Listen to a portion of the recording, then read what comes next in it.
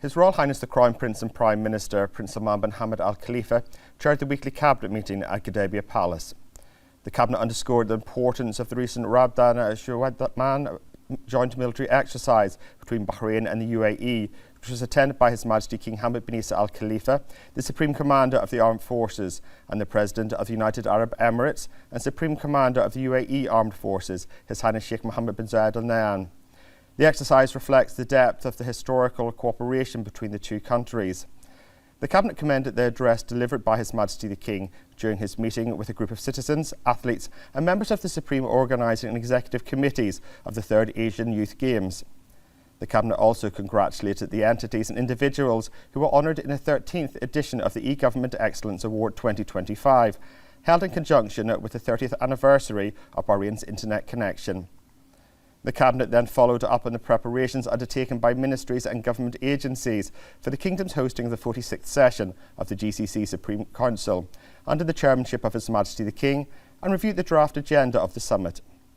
The Cabinet also welcomed the peace efforts led by US President Donald Trump to bring an end to the Russian-Ukraine conflict through diplomatic, security and humanitarian principles aimed at promoting peace and stability, fostering mutual understanding and joint coexistence, supporting economic cooperation and preventing nuclear proliferation.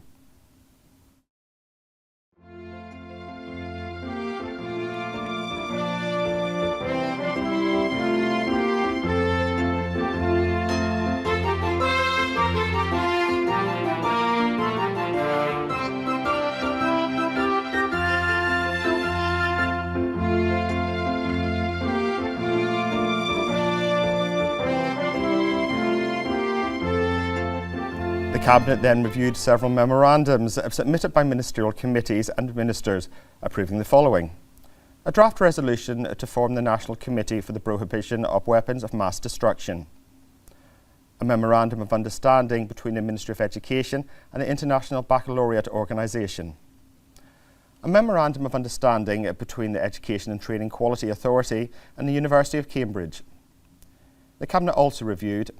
the framework of priority programmes for the Ministerial Committee for Finance and Economic Affairs and Fiscal Balance, the framework of priority programmes for the Ministerial Committee for Legal and Legislative Affairs.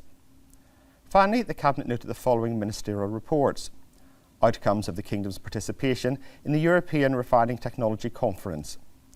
outcomes of the official visit of the Minister of Information to Egypt, outcomes of the Kingdom's participation in the 9th edition of the Mixed Global Forum,